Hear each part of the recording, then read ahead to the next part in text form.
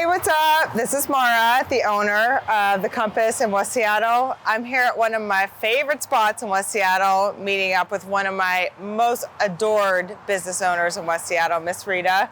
And we're gonna go and chat with her today and talk a bit about what it's been owning a business in West Seattle. Let's go talk.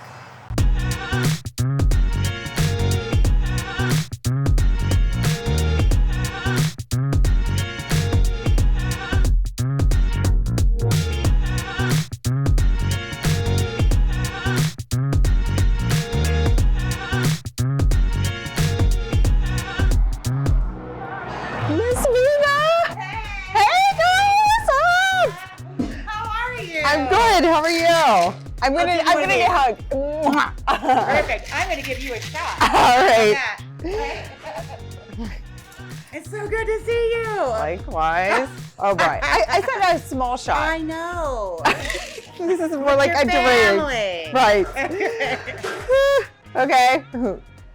Usually in these interviews, I ask business owners, how'd you come up with the name? Obviously. Yeah.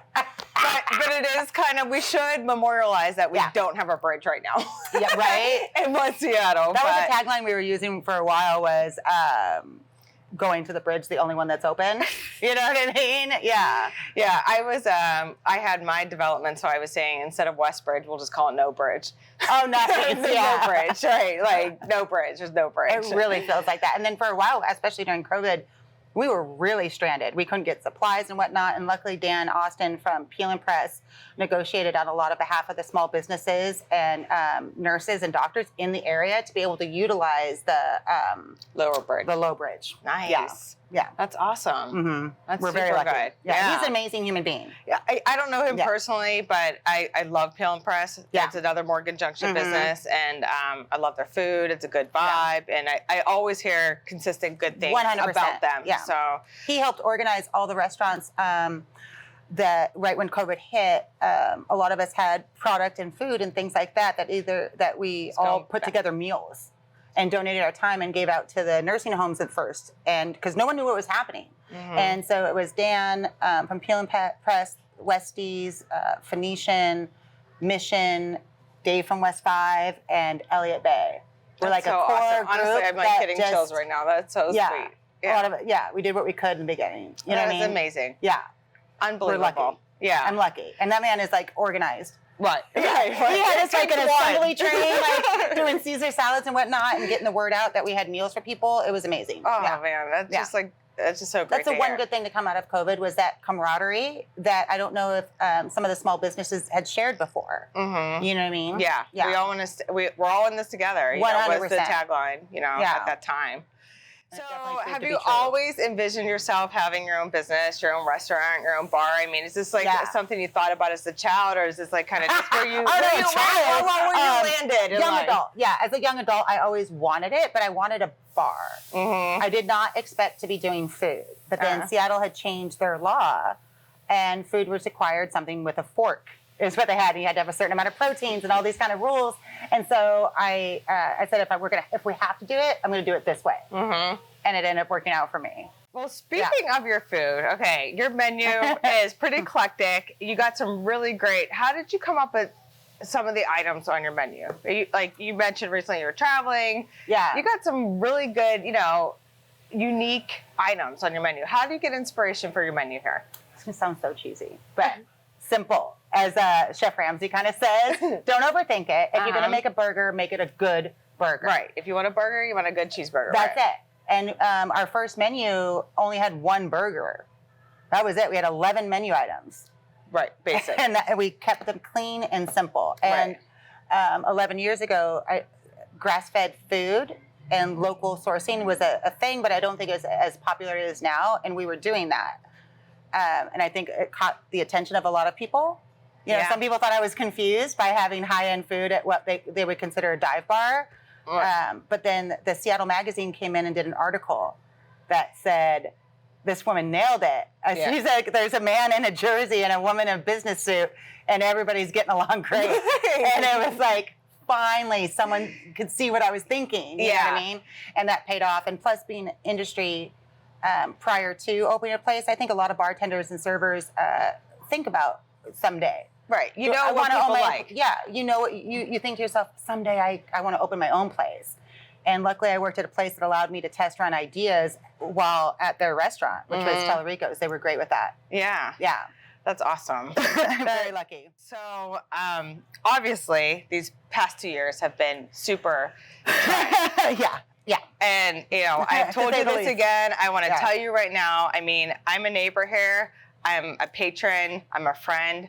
Watching you navigate COVID, honestly, Still feels weird. unbelievable. I Thank saw you you. every day adapting. I saw, you know, the rules changed. We're building an outdoor. Okay, Yeah. the rules changed. We're serving margaritas. It was out you know, the window. Yeah, literally out the window. Like we had to make shift. Yes. And move. Yeah. And we're just still adapting.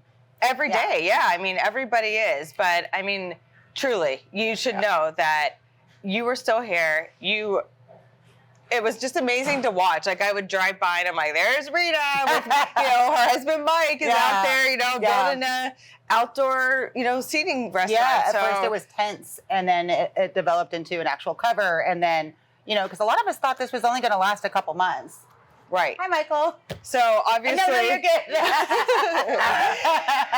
So we opened up most of the bar for you already, sir. So, okay, so pre-COVID, post-COVID, you can answer this question however you want. What is your big challenge as a business owner? What's like the one thing that's like, oh man, that's just always an issue? Finding good people or?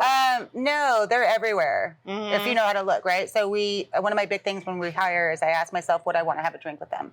Because that's essentially what I'm asking everybody else to do. Because we can teach somebody how to make a drink, but you can't teach kindness. Either it's there or it's not. And so our business model and hiring has always been slightly different. But I think the one thing that you're not in control of is the market and product. You know what I mean? That's one thing, because you can, you know, develop staff. I'm lucky enough to have bartended before, so I could always do it, which is what we did. When COVID first hit, it was just me and my husband with Fidel, who we've been together 10 years working together. Right. And we just made it work. Right. But not Supply. the supply chain is and getting out of the city.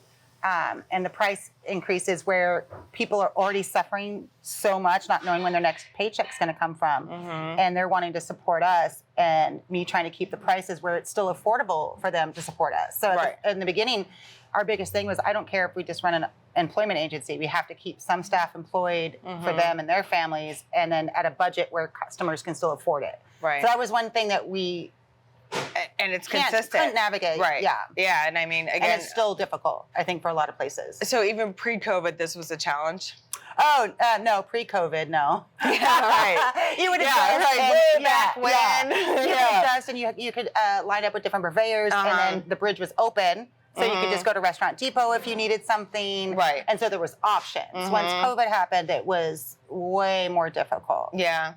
Yeah. I mean, I just can't even imagine that. It's just like you think you have one thing, like you put it on the menu, you know. And just to give the Point a plug, Thank you. Rita also owns the Point in Burien, Thank you. not too far from here, which I love. You know, I think that's just such a comfortable space, and It's so beautiful. Yeah. We And are so lucky. It's so big, and it had some serious old school architecture in it. So a lot of brick that just was there naturally. That's why I love it. It just feels good. It Yeah. feels really good in there. It's much Thank like you. a vibe like this, you know. But you know, it's like you said, sisters not twins. Like when you go there, you're like, oh, this is a little different. The menu's a little different, you know.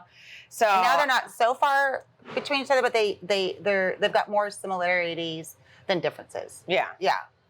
Yeah.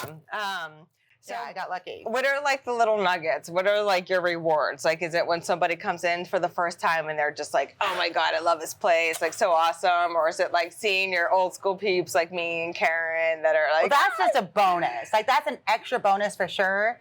But like we've had people who've met here and gotten married. oh, Do you know what I mean? Yeah. You get to be a part of people's 21st birthdays, anniversaries, all their celebrations. That's the best part of the industry for me. 100%. Yeah. You know what I mean? Because they remember where they're at, and it allows me to remember where I'm at. Because they're living in the present for their birthday, anniversary, or wedding. Right. And then I get a little piece of that joy from it. I'm going to get teary-eyed. That's so sweet. No, but it's like why I love that. Yeah, industry. those little nuggets. Yeah, it's like, Yeah. That's unbelievable. And just all You the must memories. feel that when you sell a home and you can see the joy that they have. Oh, you yeah. have to feel that. Oh, 100%. Yeah. And then it's like they call me a couple years later, like, oh, we, have 2 kids now. We need more space. And yeah, absolutely. It's building those connections that make it so unique and special. And it's so a lot of people are like, oh, 21. And I'm like, hey, we're going to know each other for a while. Come on. Right. You know what I Come mean? on You just in. started this journey. Come join us. Yeah. So it's been, that's the part that I love the most, is being able to vicariously live through people in those moments. Yeah. Yeah. And like, supply a fun place to come and hang out, and whatever they need, special menus, things like that. Now we have the patio that we can rent out for private parties, which we didn't used to be able to do that. Well, we didn't so you have can it rent the before. whole back. Yep. Oh, Yeah. That's a good idea. Exactly. I like that. And that's something that we didn't have pre-COVID because it was just seasonal, but now we have a cover over it and whatnot. And we've expanded our menu and little tidbits that we didn't have before. So it's nice to have that. Yeah. It's those little nuggets. I mean, what you got to hang on to, right? I got a nugget. Right. Well, you are doing a kick-ass job. I'm so proud of you. Thank you. Everything you've done. Thank you for being here in West Seattle. And, we'll be here, continue to support the bridge. Oh, we go way back. Yeah, right, totally. This isn't over. This interview is not over. Cheers. No, I mean, seriously. Thank you. You're awesome, Rita. Thank you. I'm so happy you're here. And you're one of many of great business owners here in West Seattle that we're all holding this now island together. I've never felt a community as much as I do here. Yeah. I mean, honestly, that's like a little nugget through COVID. Yeah. It's, as you mentioned earlier, all the local smaller business that never really helped each other before. Like, hey, we all need to help each other. Well, we helped each other, but we weren't like so united. Like we were there, oh yeah, I'll cover you. I'll give you a Jameson bottle if you need it or whatever. But this was like a dire need. Hey, I need a guy just on Tuesdays. Okay. Because we didn't used to share employees and things like that. But when it came to it, I think there was even times that Dan offered to bartend at West 5. You know what I mean? It was like we all were doing what we could to help each other just stay above water. Yeah. Yeah. And I'll be forever grateful for that. And just remarkable to see, 100%. Yeah. Just from a third person not knowing your business, what you're dealing with, you guys have kicked butt. Thank you truly are just killing it. Yeah. Right. And we're here. I'm still alive.